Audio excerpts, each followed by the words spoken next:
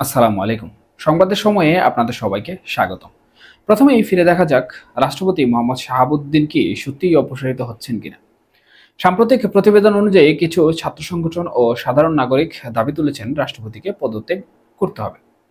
তাদের অভিযোগ তিনি আওয়ামী লীগ ঘনিষ্ঠ ছিলেন এবং ক্ষমতার অপব্যবহার করেছেন। তবে ইন্টারিম সরকার এখনো এই বিষয়ে সুস্পষ্ট কোনো কিছু জানায়নি। তাদের ভাষ্যমতে রাষ্ট্রপতির অপসারণ নিয়ে কোনো চূড়ান্ত সিদ্ধান্ত এখন পর্যন্ত গ্রহণ করা হয়নি। রাষ্ট্রপতির সরকারি বাসভবন বঙ্গভবন এখনো কঠোর নিরাপত্তার আওতায় রয়েছে।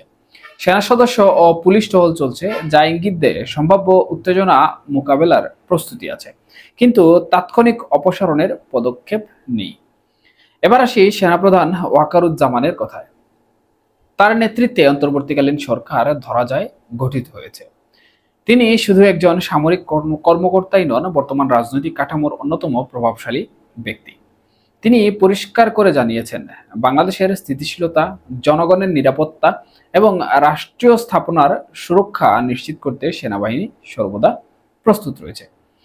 তবে এখন পর্যন্ত তিনি সরাসরি কোনো রাজনৈতিক হস্তক্ষেপ করেননি, বরং তার ভাষ্য সেনাবাহিনী পর্যবেক্ষণ করবে, সহায়তা করবে, কিন্তু রাজনীতিতে সক্রিয় হস্তক্ষেপ করবে না। সুতরাং সার্বিক পরিস্থিতি দাঁড়াচ্ছে এমন, রাষ্ট্রপতির বিরুদ্ধে দাবি উঠেছে, কিন্তু ইন্টারিম সরকার এখনো কোনো সিদ্ধান্ত নেয়নি।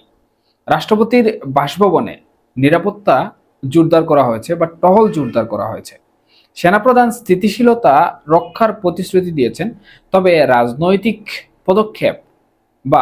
পদক্ষেপ নেয়ার বিষয়ে সরাসরি এখন পর্যন্ত জড়িয়ে যাননি।